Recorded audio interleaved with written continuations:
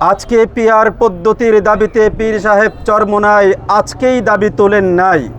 2008-এর 1/11-এর পরে যে নির্বাচন হয়েছে, সেই নির্বাচনে 2008 সালের পর থেকেই 8 সাল থেকেই হযরত পীর সাহেব চরমোনাই বাংলাদেশে পিআর পদ্ধতির নির্বাচনের দাবি সর্বপ্রথম তুলেছেন।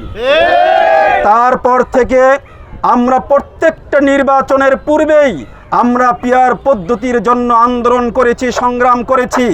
বিগত 4 বছর আমরা এই বাংলাদেশে পিআর পদ্ধতির জন্য গণমানুষকে সচেতন করবার জন্য, এদেশের সকল রাজনৈতিক দলগুলোকে সচেতন করবার জন্য হযরত পীর সাহেব চরমোনাইর নেতৃত্বে সমাবেশ, আলোচনা সভা, সেমিনার, সিম্পোজিয়াম সহ বিভিন্ন রকমের কর্মসূচির মাধ্যমে জনগণকে, এদেশের রাজনৈতিক দলগুলোকে সচেতন করেছেন।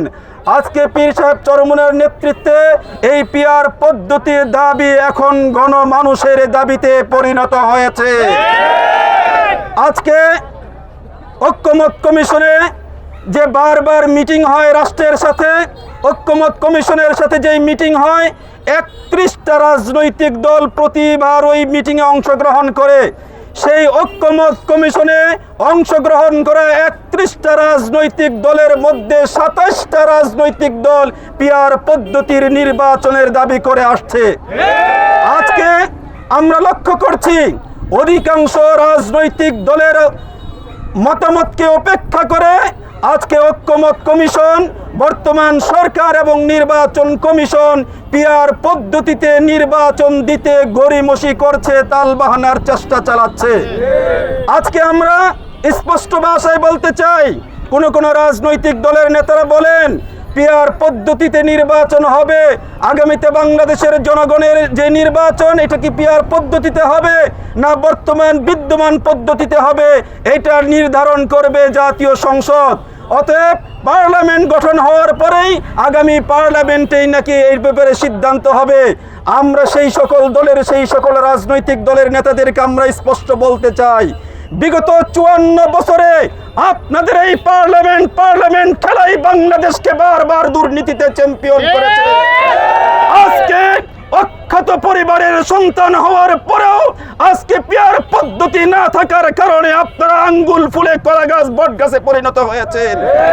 আজকে সারা বাংলাদেশের সকল নির্বাচনী সংসদীয় আসনগুলোতে আপনাদের মতো সন্ত্রাস আর গডফাদার তৈরি হয়েছে পিআর পদ্ধতি না থাকার কারণে।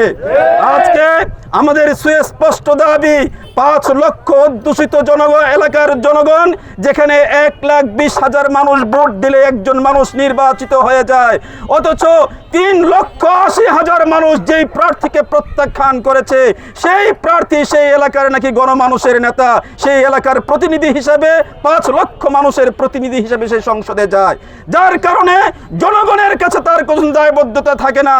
আমরা স্পষ্ট ভাষায় বলতে চাই, পীর সাহেব চরমোনাই সহ বাংলাদেশের বৃহত্তর রাজনৈতিক দলগুলো ঐক্যমত হয়েছেন, আগামীতে পিআর পদ্ধতি ছাড়া বাংলাদেশে কোনো নির্বাচন হবে না।